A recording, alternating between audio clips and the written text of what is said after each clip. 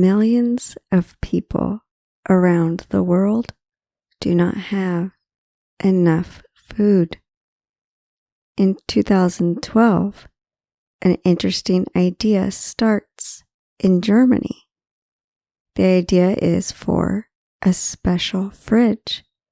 People call it a love fridge. This fridge is outside. People can put food in it.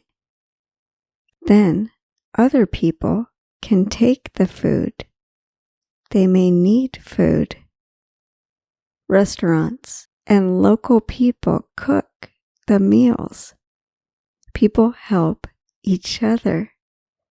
Many people come for food every day. The fridges are often empty. In the U.S., 35 million Americans do not have enough food.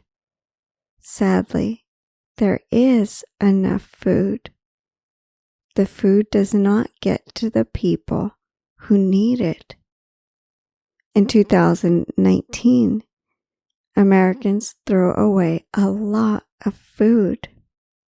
Also, stores in some places do not sell good food.